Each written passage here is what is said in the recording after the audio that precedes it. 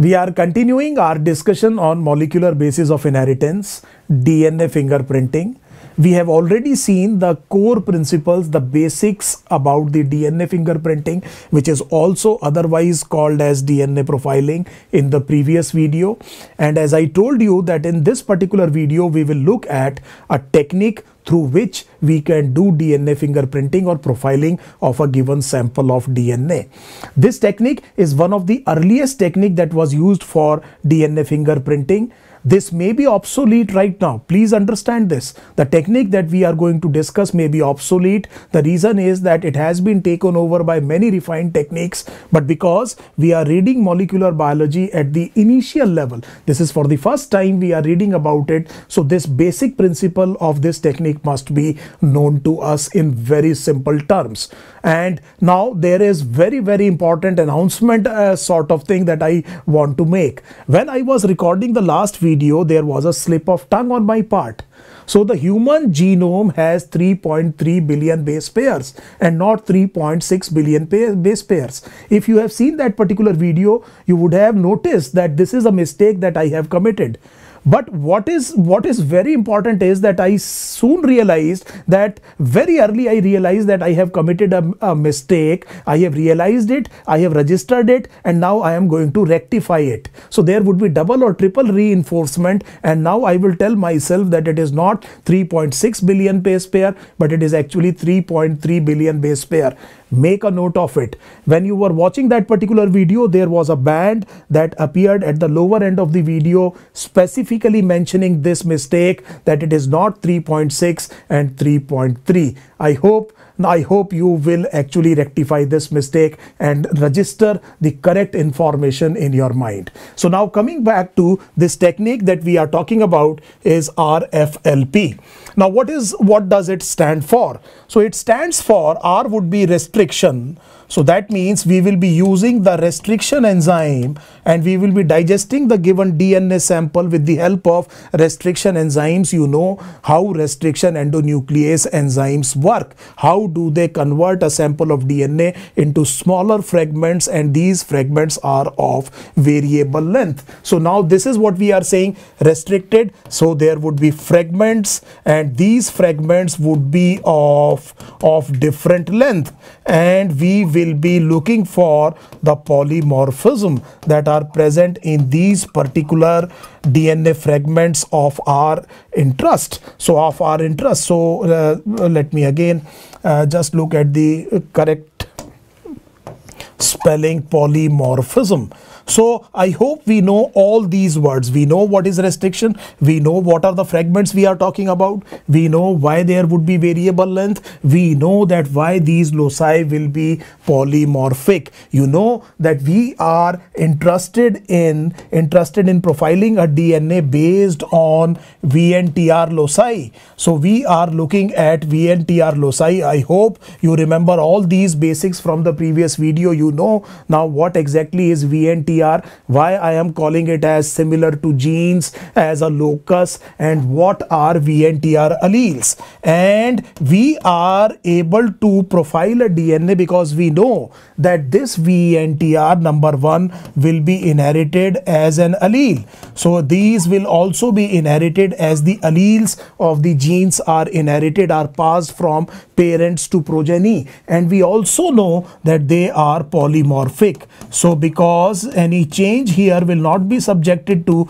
natural selection and will keep on persisting and accumulating in the genome, that makes these particular VNTR as polymorphic loci. I hope this is absolutely clear. So this is the recall of the previous video that we needed for our discussion. And now what we are going to do is this. So now let us look at the steps of this particular technique, the RFLP for DNA fingerprinting. As I told you, this is the initial technique that was used for DNA fingerprinting. So first step, obviously you can easily understand that you will have to isolate DNA in pure form. So you will have to isolate DNA in pure form. This is, you are absolutely now comfortable about it. We have already discussed in a video how to do this. So remember, every MacLeod and McCarthy, they told you how to isolate DNA from a particular cell. You know that you break the cell, there is enzymatic hydrolysis, you do not use DNAs, and you suspend the thing in the chilled alcohol, and by spooling you remove the sample of the DNA.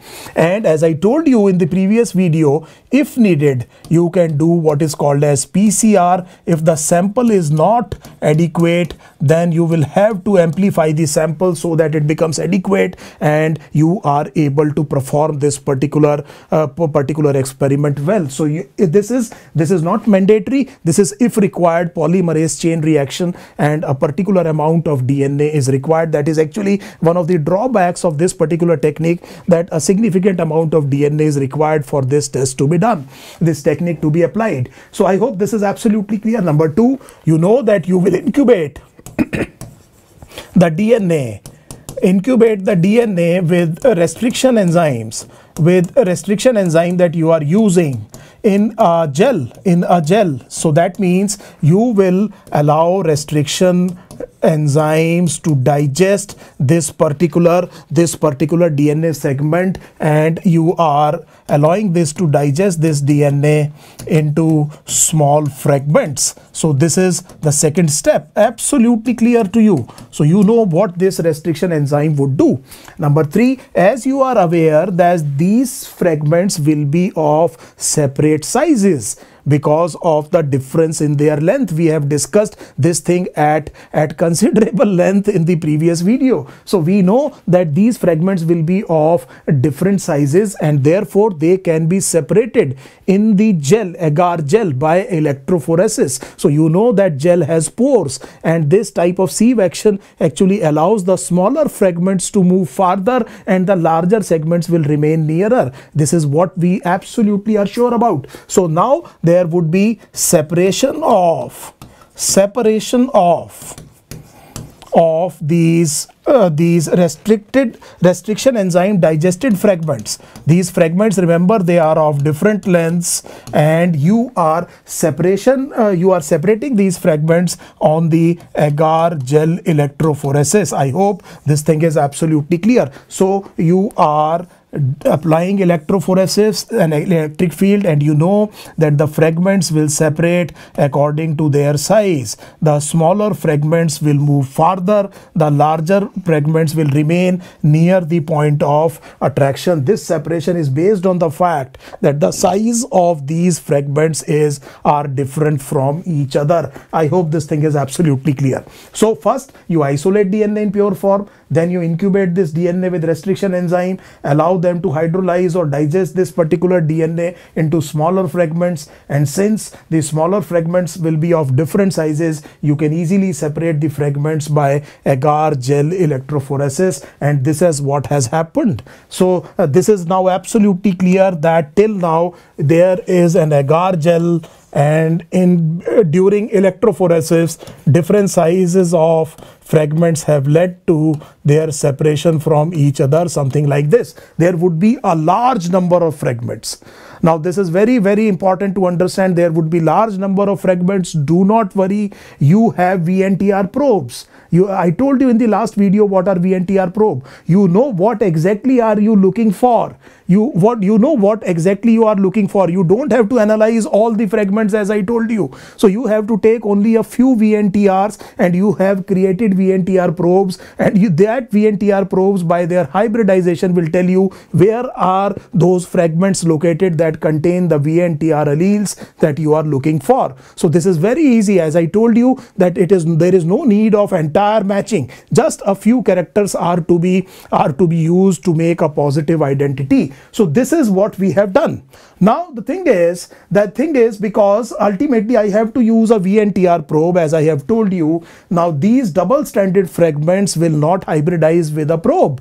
because probe can hybridize to a single stranded fragment, because the hybridization will occur because of the base pairing rule, you know this, and there has to be a single strand on which you can hybridize a particular probe. So the next step would be that somehow you will have to denature this DNA. So you remember what is denaturing of DNA. So the two strands of DNA are held with each other with the help of hydrogen bonds between complementary base pairings, and we have to break these hydrogen bonds. This you can do by heating, as you are aware, but here in the gel, rather than heating, you can do it with an alkali. Say for example, you use a strong alkali, and that alkali will change the pH. You can use sodium hydroxide, and that will break the hydrogen bond. So that means now what I have achieved is that I have denatured this double stranded fragments into single stranded things.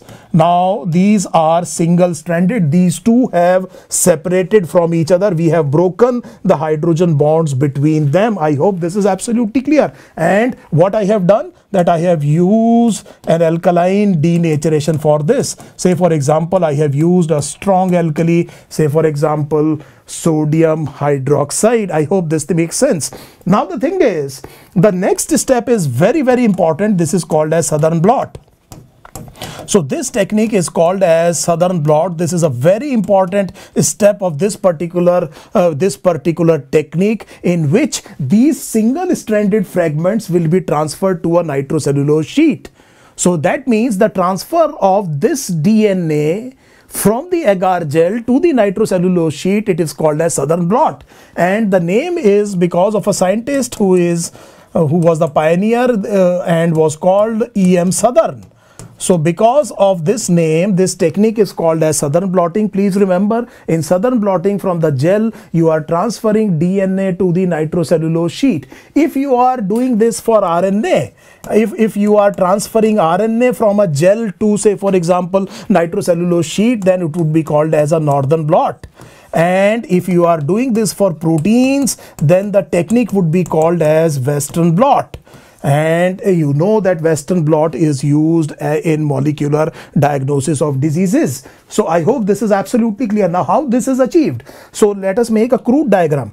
So what we are doing is that we are keeping a tray, something like this. This tray is made up of glass, and I have poured a buffer solution here. So there is what you have, a buffer solution, and then I am keeping my agar gel here, and I know that this agar gel has fragments of DNA. So they are actually denatured, they are now separate from each other, they are present on the agar gel. And on the agar gel I will place a nitrocellulose sheet. So this is what is called as the nitrocellulose sheet. I have placed it on the agar. It will be something like this, and then I will have some paper towels placed on it. So these are the tissue papers or the paper towels that I have placed upon it, and then on top of it I am placing a weight. So this is weight. So what is going to happen? So we know the gel-like consistency of the agar. So that means this buffer solution will rise up through the capillaries, and because of the capillarities, these particular single stranded fragments will be transferred from the agar gel to the nitrocellulose sheet. So let us say that this happens because of capillarity. These fragments are transported onto the nitrocellulose sheet, and now what we are saying is that this method is called as Southern blot. This particular step is called as Southern blot. You can do it for RNA, it would be called as Northern blot. Obviously the scientist was not named as Northern, it is because of E.M. Southern, it is called as Southern blot, and then you can obviously understand the names, the Northern blot and the Western blot. Western blot would be for proteins. I hope this is absolutely clear. Now you have transferred the single stranded fragments onto the nitrocellulose sheet.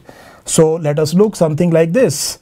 So this is what it will look like, and now you have a large number of DNA fragments through the Southern blot that have transferred to the nitrocellulose sheet. The next step would be, after Southern blotting, the next step would be that you actually bake it. So this nitrocellulose sheets are baked. So you heat them. heat them, so that fixes these fragments strongly onto the surface of the sheet. So that means now, because of the baking, this has fixed onto the sheet. The next step is very, very simple. That now the next step would be that you pass this sheet into a buffer solution. So again you take a solution, a buffer solution, and you pass the nitrocellulose sheet into it. Remember, this nitrocellulose sheet has separated DNA fragments fixed onto it because of baking. And now you add what are called as the VNTR probes. I hope you remember the last video what they will do. So these VNTR probes, as I told you, you need not worry about all the fragments. Please do not worry about all the fragments. You know that you have 2 alleles. So that means VNTR alleles will be 2, one strand and the other strand, the other maternal chromosome, other paternal chromosome. You know about the complementarity of the 2 strands. So you are adding VNTR probe. These are very specific probes. They are radioactively tagged. You know the sequence that you are searching for, and complementary to those sequences you have synthesized the VNTR probe. Now what is going to happen? So it will not bind to any other fragment, but it will actually, for a particular locus, you will have 2 VNTR probes, as I told you, and it will actually bind to one on the maternal chromosome, one on the paternal chromosome. So out of the all fragments, it will bind only to these 2. You are using the other VNTR probes depending on the number of loci you want to actually study. So you will keep on adding the VNTR probes and allow the hybridization to occur, and they will specifically bind to the sequences that you actually have in your mind. Now when this happens, you allow the hybridization, you wash away the additional probes. So the washing is done, and anything that is not hybridized will be washed away. And now what is going to happen? What is going to happen is that in the last step, you will expose them to X-ray. And this is called as autoradiography, and you will get a barcode like picture where you will see that different VNTR probes you can identify, because you know that you have tagged them radioactively. Only the VNTR probes will be appearing on the picture like a barcode, and you can easily understand that what are these VNTR probes, because you have actually synthesized them. You know that the fragment that is the farthest will be the smallest, that is nearest to the point of introduction would be the largest. So you know what is the number of repeats present in individual fragments, and this is how you have made a particular DNA profile. Say for example, this is chromosome number 2, and you are saying that this is, say for example, this is the repeat maternal chromosome, this is a repeat of, let us say, 3, and this is a repeat of 5, and this is another locus where the repeat is of 4 and repeat is of 6. You can easily understand what I am trying to convey. This is how you make a picture and you make a profile. So let us recollect this. Let us recollect this. You isolate DNA in pure form. You know how to do it. If needed, you amplify it with PCR polymerase chain reaction. Allow restriction digestion. Then the digested fragments are separated on the gel electrophoresis, and then you do the alkaline denaturation, and then southern blotting, transfer them to the nitrocellulose sheet, bake the nitrocellulose sheet so that the fragments are fixed onto it, add VNTR probes, allow hybridization to occur, and because the VNTR probes are radioactively tagged, expose them to X-ray, and you will get a barcode like picture, and you can easily identify the profile of this particular DNA. What is the status of a particular VNTR allele in this particular sample of DNA? What is the size of it? What is the number of repeat? All these characteristics now you know, and you make a profile of this particular DNA. You are hoping to make actually you are very confident of making a positive identity, because you know that these VNTRs are inheritable and they are polymorphic. So just to give you an idea, only one VNTR matches. That will happen 1 in 4 person. So in 1 in 4 person, what is going to happen is that in 4 person, 1 VNTR would be identical. If you make it 4, then it should be 1 in 250. And if you make it 20, then it would be 1 in million. So 1 in million means this is much higher. This is much higher than the population on the earth. So that means once you identify 11 or 12 or 13 or 14 VNTR, you are absolutely sure that this has to be the person, and you therefore make a positive identity. I hope you have understood the basic technique that is involved in RFLP, one of the elementary techniques that was used for DNA fingerprinting. In the end, let me show you the diagram that is given in your NCERT just to prove the thing. So this is the diagram that is given in your NCERT. You can see that this is DNA from individual A. You have this profile. On the chromosome number 7, you can see that on paternal chromosome there is a repeat of 3. On maternal chromosome there is a repeat of 4. Similarly, you see chromosome number 2, and you can see that this is the repeat of different length. And this is the profile of DNA from individual A. And similarly, you have made a profile of DNA from individual B. And when you actually digest them with restriction enzyme and move in the electrophoresis and hybridize with VNTR probe, this is the type of the diagram or the barcode type of diagram that you will see. So let me highlight these blue ones for you, because you may not be able to see them very clearly. These are the blue ones. So let me highlight here. So these are the blue ones. You can see in the above, in the above, you can actually you can make out the blue color. Here probably it was a lighter shade, and so what I have done is I have highlighted these particular thing. Now what is happening is that this is the profile of the DNA from crime scene. So you go to the crime scene, you got a DNA sample, and you made the profile of that particular DNA sample. Now this is the profile. This is the profile of the DNA sample. Now just match it. Just match it. Now just look at the red ones. Do you think that it belongs to individual A? The answer is no. You cannot find these alleles in the profile of individual A DNA. But what about individual B? So you can just cross check. All of them match. All of them match. Can you see this? All of them have matched with the profile of B DNA, and you have done a lot of VNTR loci, and now you can make a positive identity that the individual has to be individual B, because at the crime scene we got this particular DNA. This is the profile of DNA. It exactly matches with B, and if the police are holding A guilty, then the A can be let off, because we know that this person cannot be A. His profile does not match with the profile that of the DNA that we got at the crime scene. So I hope this is absolutely clear. This is how the technique is utilized in DNA fingerprinting. I hope you have enjoyed this particular video, reminding in the end again that the human genome has 3.3 billion base pairs and not 3.6 billion base pair. Thank you.